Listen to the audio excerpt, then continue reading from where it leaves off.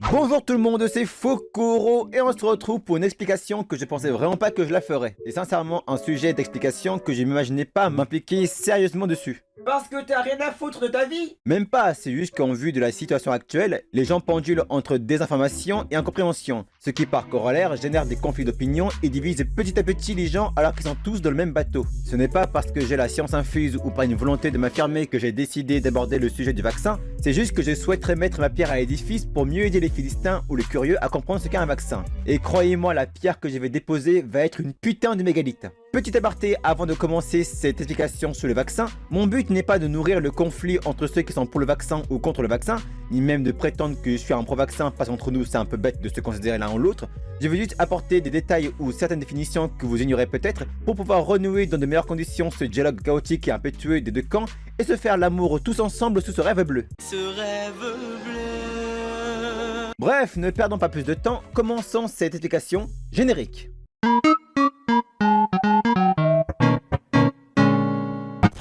39% d'efficacité des vaccins Pfizer, 66% d'efficacité des vaccins Pfizer et Moderna, 90% d'efficacité des vaccins. J'en ai vu passer de ces chiffres quand je faisais mes recherches. Et c'est vrai qu'on peut se sentir dérouté quand on voit le flot d'informations qu'on reçoit chaque jour concernant la gestion sanitaire. C'est pourquoi, par mesure de sûreté, je vais prendre principalement les chiffres du ministère des Solidarités et de la Santé concernant la vaccination et les chiffres du site Santé publique France concernant l'actualité sur la crise. D'ailleurs, je tiens à souligner qu'il est possible que les chiffres que je vais vous présenter dans cette vidéo soient obsolètes dans le futur, donc n'hésitez pas à les vérifier par vous-même, les liens seront en description. Donc le vaccin! Ah, ça va être dur d'en parler vu ce qui se passe aux heures d'aujourd'hui. C'est devenu maintenant un mot tout aussi remarquable que le bruit de gaz quand tu ouvres une canette de coca devant tout le monde. Mais fidèle à ma réputation de personne en quête de vérité, je me dois d'en parler le plus sérieusement possible en remettant les choses à leur contexte afin de rendre tout ce bordel assez clair. Déjà avec ta vidéo sur le travail, tu t'es mis les féministes à dos et maintenant tu veux te frotter aux antivax avec une vidéo sur le vaccin? Mais t'es masochiste ou quoi? C'est le prix à payer quand tu fais de la vulgarisation avec du second degré. Alors avant d'entrer dans le vif du sujet, on va revoir les bases. Je vais dire des trucs simples sur des éléments annexes mais importants à retenir concernant le vaccin. Parce que vous êtes trop con. C'est pas moi. La vidéo en elle-même a été prévue pour durer longtemps, donc je vais prendre tout mon temps pour vous expliquer en détail. Déjà, il nous faut un cobaye. Prenons un homme. Oh, ce privilège masculin, hein. Prends plutôt la meuf, non, misogyne de merde. Bah si c'est pour la pécho frère, je respecte ta décision, mais en vue de ce qui va lui arriver, je te recommande de garder ta distance et de fermer ta braguette. D'accord. Donc prenons cette dame, ô combien charmante, elle se promène dans la rue et paf, elle respire un agent pathogène. Alerte coronavirus. Et ça fait des chocs à pic. Pas maintenant, après. Donc elle inhale un agent pathogène, auquel cas, ça.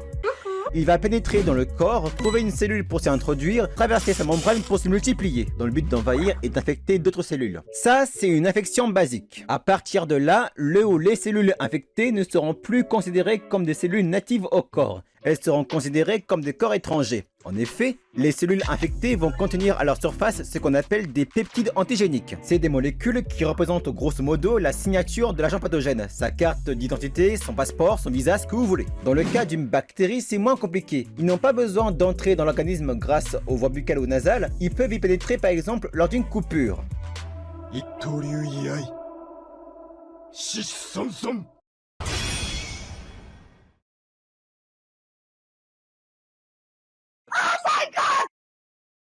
Dans le cas de l'un ou l'autre, il y a infection et donc l'organisme est en danger. Suite à l'infection, notre cobaye est maintenant en piteux état. Oh, et dire qu'elle avait un joli sourire, ça fait peine à voir. Je te jure, et dire que je pensais me la serrer. C'est fini ces blagues, ta gueule. Donc elle est au pieu, son thermomètre affiche 38 degrés, elle a besoin d'aide. Le vaccin. Pas maintenant, chaque chose en son temps. Et si je parlais dès maintenant du fonctionnement du vaccin, on passerait à la trappe d'importants éléments à retenir dans la suite de la vidéo. Pour faire face à cette intrusion, l'organisme de Notre-Dame va passer à l'action et déclencher ce qu'on appelle la réaction immunitaire. Dans le tissu se trouvent des cellules sentinelles, des leucocytes, qui patrouillent la zone à la recherche d'agents pathogènes ou de cellules se comportant de manière anormale. Mais moi je m'appelle Wedge. Ces cellules sentinelles vont réagir en lançant un signal d'alerte sous forme de message chimique afin que les Hendek, les cellules macrophages, débarquent. On appelle Hendek. Y'a les Hendek qui arrivent. Les cellules macrophages, comme leur nom l'indique, sont des cellules qui bouffent. Elles vont simplement guetter la bactérie, l'engloutir et la digérer. Comme ça, sans demander leur papier, leur nom, le numéro de leur sœur, non, ils les bouffent. On va parler des cellules dendritiques. Tout comme le macrophage, elle élimine ses suspects via la phagocytose, mais elle agit également comme un agent de renseignement. Lorsqu'elle a fini de becter l'agent pathogène, elle garde son peptide sur elle, sans pour autant être considérée comme un corps étranger par l'organisme. Elles vont se diriger vers les ganglions lymphatiques, ce sont ces deux glandes en dessous des oreilles, pour présenter le peptide au lymphocyte B. Et c'est à partir de là que l'organisme va préparer son plan de contre-attaque contre l'infection. Elles vont fabriquer des lymphocytes T, des cellules spécifiquement créées pour affronter l'agent pathogène, et vont venir se fixer sur les cellules affectées, les reconnaître grâce aux peptides identifiés et les détruire. Et d'ailleurs, cette riposte de l'organisme aura pour conséquence un gonflement des ganglions et d'autres effets secondaires très gênants comme... Assez dégueulasse. Tout de suite, c'est moins glamour. Bien sûr, cette réaction de l'organisme n'est possible que si l'organisme ne s'est jamais frotté à l'agent pathogène dans le passé et qu'il n'avait pas eu ses armes pour l'affronter. Dans ce cas-là, avant que le système immunitaire ne crée des anticorps spécialisés pour l'affronter, les lymphocytes vont se multiplier et muter en continu afin d'obtenir une protéine pouvant marcher contre le pathogène. Et c'est là, voisin d'en face, qu'on peut enfin faire une transition sur le vaccin. Ah ben enfin. Comment marche un vaccin? Bon, je sais que la question n'a pas lieu d'être parce qu'en ce moment, dans la situation actuelle, c'est au cœur du sujet, mais j'aime bien commencer par les bases avant d'aller dans les fondamentaux, et puis c'est ma vidéo, je fais ce que je veux, niquer vos races. Donc, quand on injecte un vaccin, basiquement, qu'est-ce qu'on distribue dans le corps? Eh ben, des échantillons de l'agent pathogène ou de la bactérie désactivée. Soit chimiquement ou par ultraviolet. L'agent pathogène ainsi inactif ne pourra pas déclencher de réaction immunitaire puisqu'il n'est pas actif pour infecter une cellule, et ne pourra non plus pas être détecté par les lymphocytes puisqu'il est presque mort, malgré le fait qu'ils ont des peptides non identifiés par le corps. Et du coup, comment l'organisme peut détecter la présence d'un agent pathogène si celui-ci est inactif et ne cause aucun dégât? Au moment de la vaccination, dans l'endroit de la piqûre, on va utiliser ce qu'on appelle un adjuvant. C'est un élément qui va forcer une réaction immunitaire en créant une petite inflammation à la zone de piqûre. Si vous avez été vacciné un jour de votre vie, vous vous souviendrez que parfois la zone de piqûre fait mal. C'est normal, c'est pour leurrer l'organisme et accuser l'agent pathogène désactivé par la suite. C'est comme provoquer ou attirer les flics en mettant le feu à une bijouterie ou à une poubelle. Un vaccin fonctionne de base comme ceci. Bon, après, ça dépend des vaccins. Tu as différents types de vaccins qui ne nécessitent pas d'adjuvant. Très souvent, c'est par rapport à l'élément du virus qu'on doit injecter. Par exemple, pour un vaccin à protéines recombinantes, c'est seulement la protéine qui est injectée grâce à une modification génétique d'une cellule. Et dans ce cas-là, il est inutile d'avoir recours à un adjuvant pour qu'il se fasse remarquer. Donc, pour revenir à notre cobaye, on va lui injecter le vaccin. Pardon. On va attendre que l'organisme s'assimile avec les anticorps distribués par le vaccin pour qu'ils puissent lutter ensemble contre l'agent pathogène. C'est l'heure du halib. Je vais te briser tes os, je vais te boire ton sang. J'ai peur. Je vais te casser la bouche. Vas-y là, ta gueule. Après une bataille à la 300 dans le corps de la dame, la voilà un peu mieux en forme. Et... non, tu peux pas encore l'approcher, ferme encore ta braguette. Parce qu'il est très important de retenir qu'un vaccin, quel qu'il soit, ne marche jamais à 100%. Et malheureusement, c'est une idée reçue que beaucoup de gens la partagent en pensant que le vaccin est un médicament absolu contre la maladie. C'est faux. Il y a beaucoup d'éléments à prendre en considération, l'efficacité du système immunitaire de la personne, l'âge, ou encore des antécédents médicaux comme un AVC, un cancer, une allergie ou une quelconque comorbidité qui pourrait causer des effets indésirables par rattaché au vaccin. Donc si la personne meurt à cause du vaccin finalement, est-ce qu'on peut dire que c'est de sa faute à ne pas prévenir le médecin qu'il a un antécédent médical? J'irai pas jusqu'à dire cela, mais je préfère dire à la place qu'il y aura toujours des personnes qui seront pas susceptibles d'être protégées pleinement par le vaccin et d'autres qui le seront. Puisque l'efficacité du vaccin n'est pas efficace à 100%, il y aura certains cas où la première dose de vaccin ne sera pas efficace, où la réaction immunitaire ne se déclarera pas assez efficacement et qui seront pas assez protégés, d'où les doses rappel par exemple. Bon, vous avez remarqué que je parle plus des vaccins dans leur ensemble au lieu de parler plus particulièrement de ceux qui circulent actuellement comme Pfizer, Moderna ou AstraZeneca. Parce que je tiens à respecter la règle première de cette explication qui n'est pas de vous convaincre et encore moins de vous forcer à vous vacciner. Je vais vous amener à travers une meilleure compréhension du vaccin pour vous faire votre propre réflexion. Parce que dans une période d'incertitude à cause de la maladie et une situation de fatalité à cause du pass sanitaire, beaucoup de personnes prennent des vérités fausses comme des faits établis et font circuler des fakes, des détournements d'informations ou encore des fantaisies liées aux théories conspirationnistes pour cacher le fait qu'ils ont tous une vie de merde dans l'absolu. C'était gratuit? C'était gratuit. Donc pour que tout le monde comprenne bien, le vaccin n'est pas efficace à 100% et protège seulement des formes sévères de l'agent pathogène. Ce n'est pas une panacée, un médicament qui guérit, une hyperpotion qui restaure toute ta vie, c'est un outil de prévention qui te laisse seulement les formes bénignes de la maladie, comme un rhume, une toux, une fièvre, une crise urticaire, mais ça va pas plus loin. Et du coup, pourquoi les gens pensent que le vaccin guérit et le met au même pied d'égalité qu'un médicament? Si tu veux faire allusion à la crise sanitaire, c'est parce qu'il y avait au début de 2020 aucun médicament, aucun traitement contre la maladie. Et du coup, voir venir un vaccin qui était la seule option pour se protéger les avait croire qu'il prévenait et guérissait en même temps. Et aussi parce qu'on est habitués, occidentaux que nous sommes, qu'au moindre symptôme d'une maladie, on se faisait prescrire une ordonnance avec une liste de médicaments et au bout d'une semaine, pif, t'es guéri, on n'en parle plus. Mais face à un agent pathogène inconnu comme celui qu'on combat, tu peux faire quoi contre lui? Rien.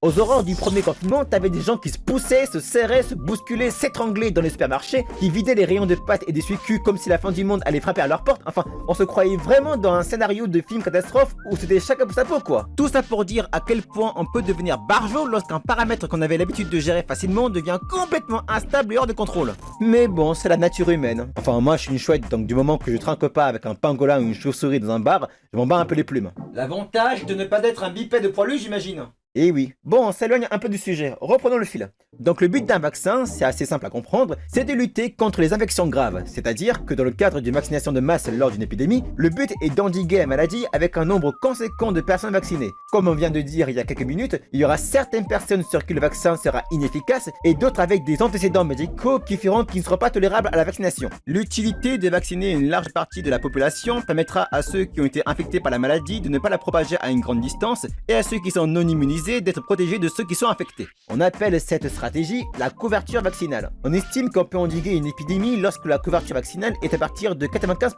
À l'heure où j'ai écrit cette vidéo, en se référant à Solidarité Santé France, on est à 87% de couverture vaccinale. Donc on est presque à ça de l'atteindre, ça fait plaisir. Voilà quelque chose qui fera pas plaisir aux antivax. Je vais pas être contre leur choix de ne pas se faire vacciner, en espérant seulement qu'ils ne feront pas chuter la couverture vaccinale alors qu'on touche presque aux 95% avec des arguments bateaux qui ne changeront finalement pas grand chose. Et puis l'utilité de cette explication est aussi de remettre les choses dans l'ordre en expliquant, comme le nom de la vidéo l'indique, certains points qui méritent éclaircissement et de démonter certaines affirmations récurrentes sans fondement. Et c'est pour ça, voisin d'en face, qu'on s'est préparé toi et moi. Je t'avais donné l'antithèse de mes notes afin que tu joues le rôle de l'anti-vaccin lors de mon top 3. Pourquoi c'est moi qui dois faire toujours le rôle du méchant dans chacune de tes vidéos? Parce que de 1, on te voit jamais, de 2, c'est moi la diva dans mes vidéos, et de 3, tu oublies quelle merde tu m'as amené avec mon explication sur les vacances et sur le travail. J'ai été emmené au tribunal, je te rappelle en fleur. Alors évidemment que tu tiens le rôle du connard de service dans mes vidéos, tu voudrais que tu sois quoi d'autre? Bon, reprenons. J'ai parlé de l'infection, du déroulement d'une vaccination, la gestion d'une épidémie.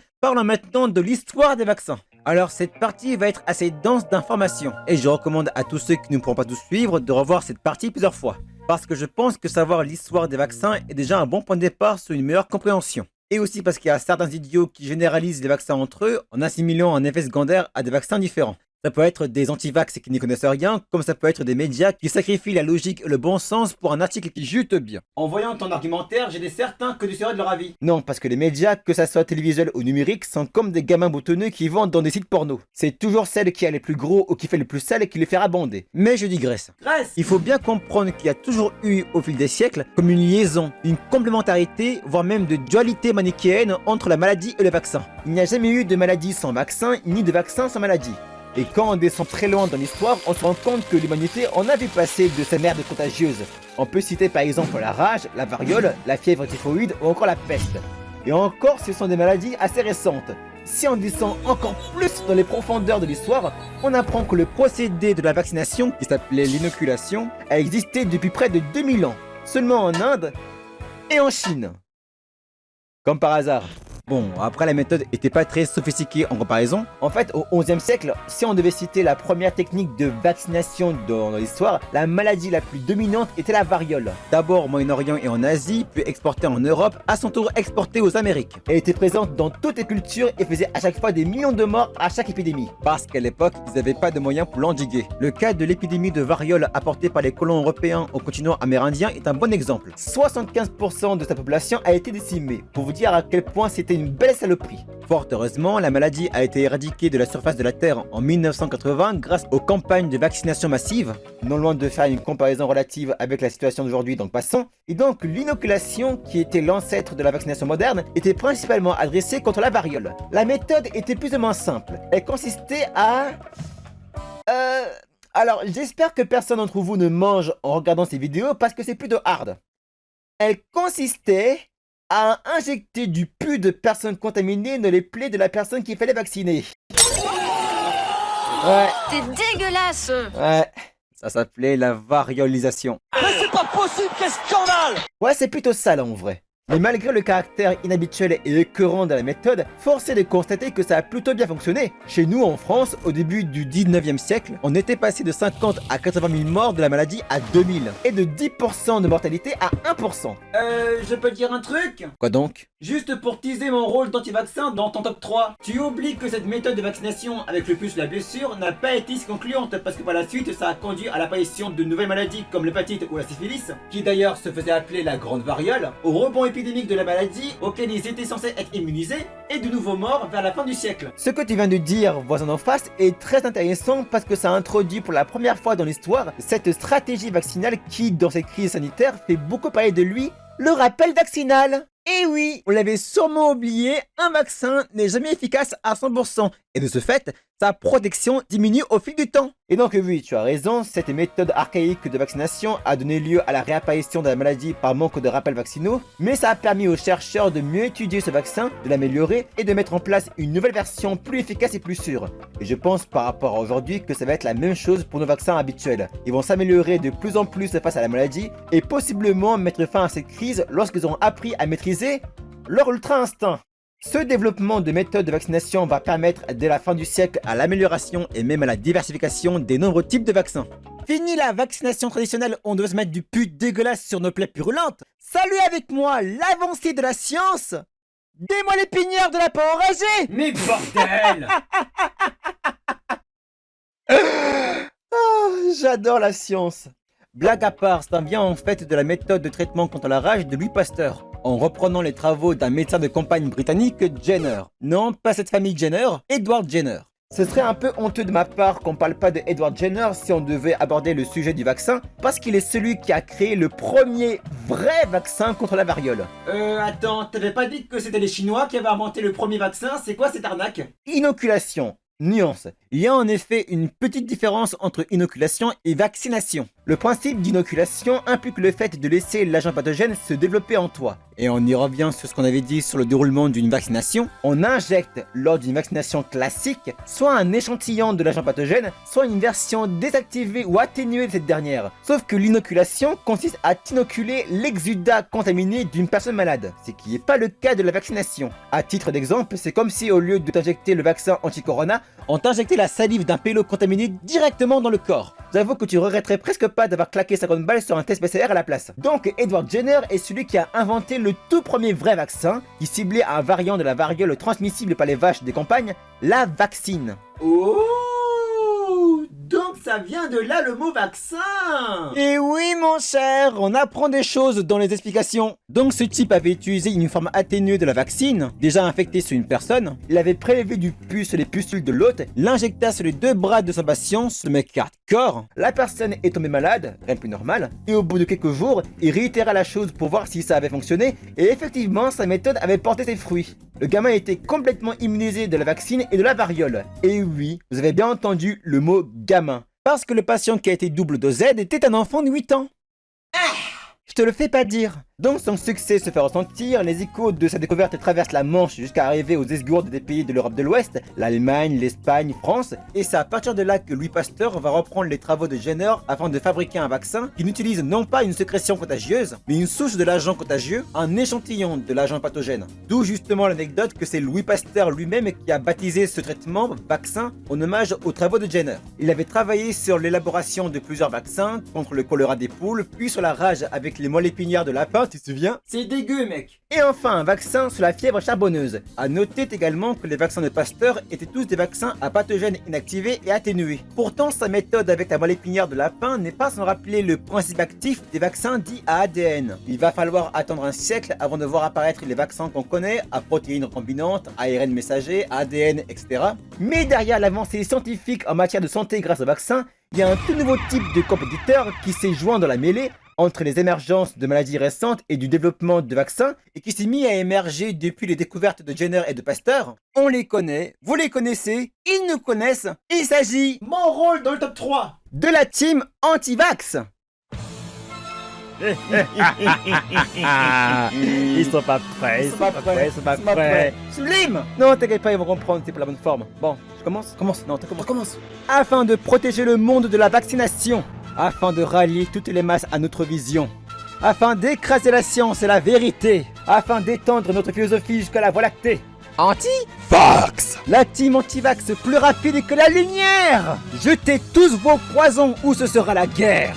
Voisin, oui, la guerre. Faut vraiment que je dorme plus.